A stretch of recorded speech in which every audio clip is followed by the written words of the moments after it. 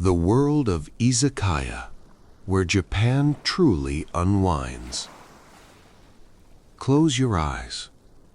Imagine the soft glow of paper lanterns, the gentle clinking of glasses, the low murmur of voices tired from a long day, slowly melting into laughter. Welcome to the Izakaya. Tonight, as the music carries you gently into sleep, let me take you on a journey into one of the most beloved corners of Japanese culture, the Izakaya. It is more than a place to drink.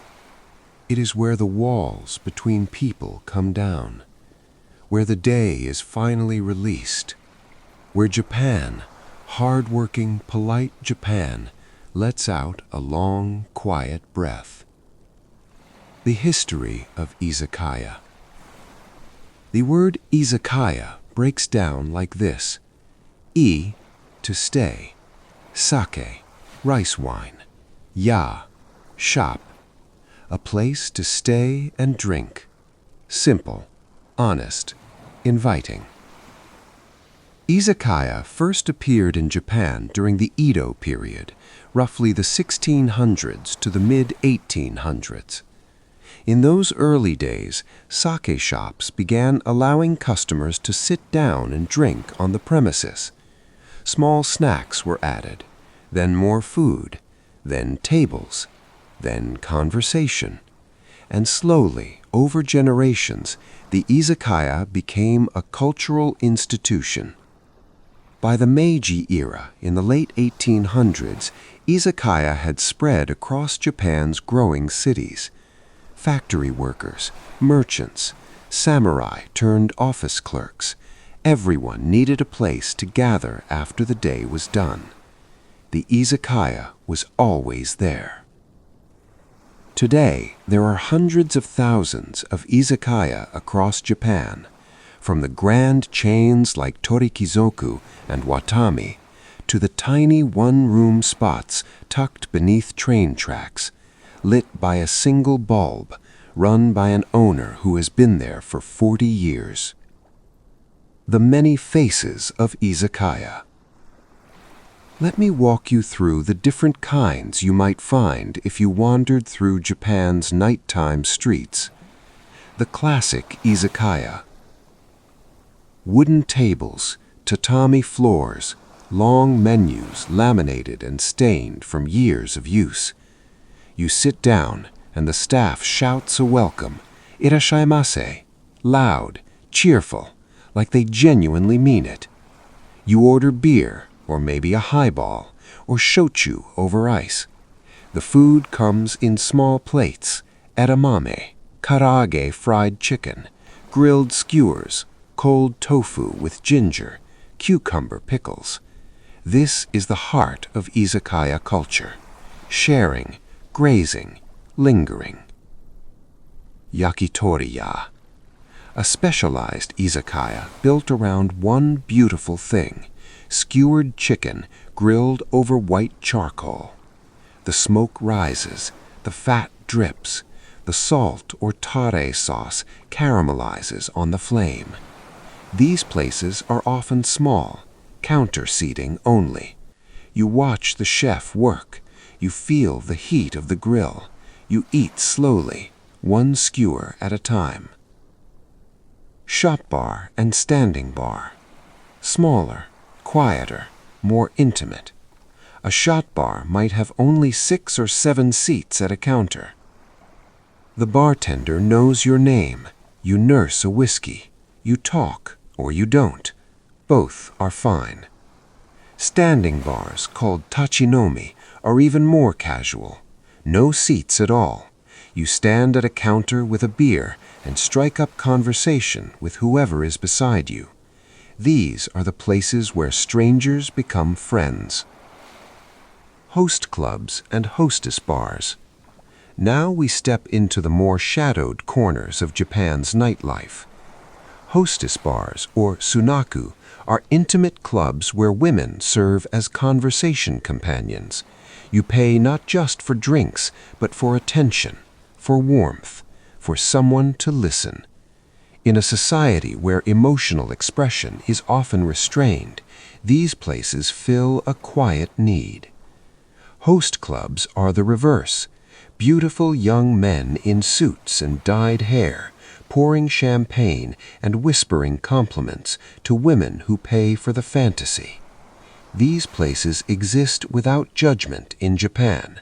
They are simply part of the landscape. Drag bars and LGBTQ+ spaces.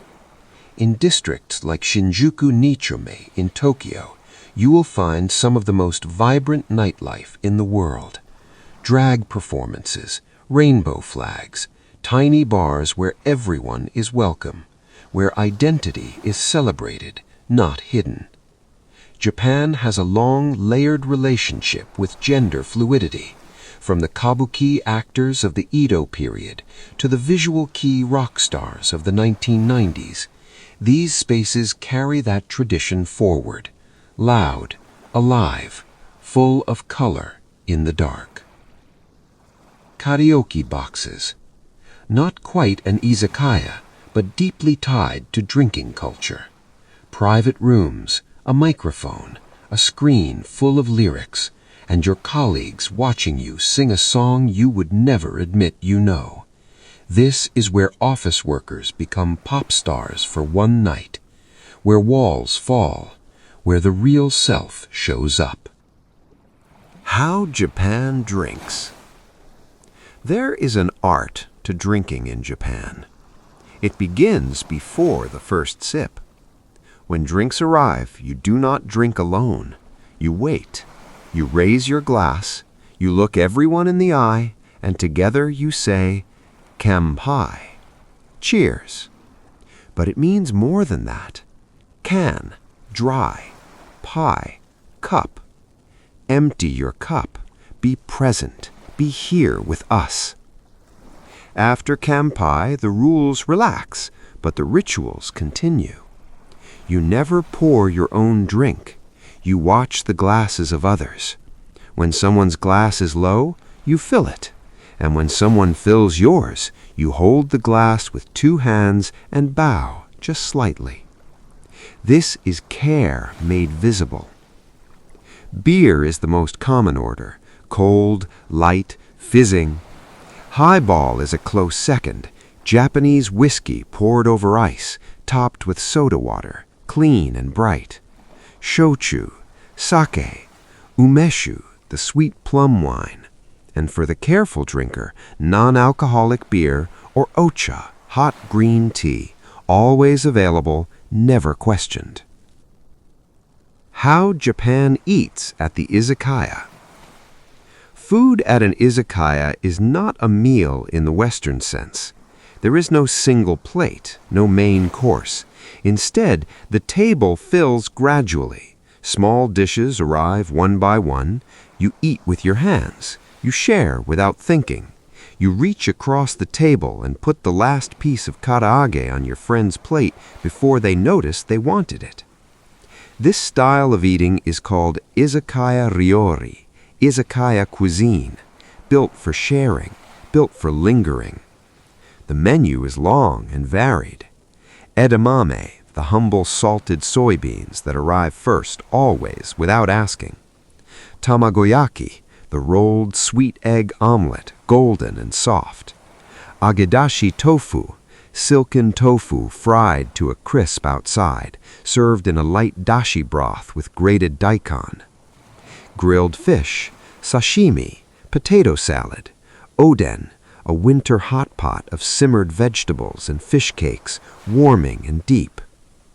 And at the end of the night, when everyone is full and the conversation has wandered far from where it started, someone will order ochazuke, rice with green tea poured over it. Simple, quiet, a signal that the night is winding down.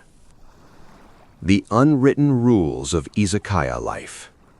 Japan is a country of unwritten rules, and nowhere are they more interesting than at the izakaya. The first rule, you sit where you are told. Families take the tables with booths. Couples take the corners. Large groups get the long, low tables where everyone sits on cushions on the floor. The second rule, loud is allowed. This surprises many visitors. Japan is a quiet country. Quiet trains, quiet streets, quiet offices. But the izakaya is the exception. Here, voices rise, laughter fills the room. The noise is almost musical. The third rule, no one is left out. At a work izakaya gathering called a nomikai, the boss pours for the junior staff. The junior staff pours for the boss. Nobody sits quietly in the corner. Everyone is drawn into the circle. And the fourth rule, perhaps the most important, what is said at the izakaya stays at the izakaya. This is the magic of the space. People say things they would never say at the office. Complaints are aired. Dreams are shared. Apologies are made over a second glass of beer that would be too hard to make in the daylight. Nomikai and the second round. In Japan, the after-work drinking party has a name, nomikai, drinking party. It is almost mandatory. Company nomikai, department nomikai, year-end nomikai, boninkai, and New Year nomikai, shinninkai. These are not just social events, they're a form of team building, a ritual of belonging. At a nomikai, hierarchy shifts but does not disappear. The most junior person pours first. The most senior person speaks first at the toast. But after kanpai, the formality softens. The salaryman becomes a person. The boss reveals a human face. And then, before anyone is ready, the evening enters its next stage. Nijikai, the second party. After the izakaya, the group moves on. Maybe to a karaoke box, maybe to a small bar, maybe just to a convenience store to buy canned drinks and sit on a park bench under the city lights. And sometimes there is a sanjikai, a third round. By then, it is very late. The city is quiet. The trains have stopped. But no one wants the night to end. Alcohol and the art of Japanese connection. There is a concept in Japan called tatemae and hone. Tatemae is the face you show the world, polite, composed, appropriate. Hone is your true feelings, the things you really think, really want, really fear. In most of Japanese daily life, tatemae is expected. You don't burden others with your hone. You smile, you nod, you manage. But at the izakaya, with a glass in hand and the evening growing late, hone begins to surface. This is understood. It is allowed. There is even a phrase, nominication, a blend of nomu, to drink, and communication. To drink is to communicate. To communicate honestly, you sometimes need to drink. This is not about getting drunk. It is about creating a shared space where honesty is permitted, where the armor comes off, where you can say, I am tired, or I disagree, or I am proud of you. Things that might be too raw for the office, for the street, for the daytime. The izakaya holds all of it. The joy and the exhaustion, the ambition and the doubt. The city outside still humming, and for a few hours, the people inside finally still. Outside, Japan keeps moving. The trains will run again tomorrow. The offices will fill. The bows will be made, the emails answered, the schedules kept. But in a small izakaya somewhere in this country, a group of people is still sitting together, glasses almost empty, the food all gone, voices quieter now. They are not in any hurry.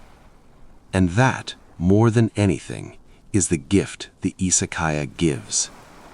Permission to slow down. Permission to be with people you like. Permission to let the day be done.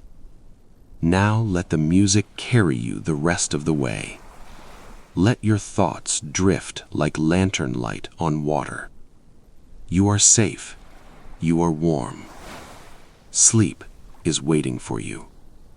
Thank you for listening all the way to the end. May tomorrow be the greatest day of your life. Oyasumi nasai.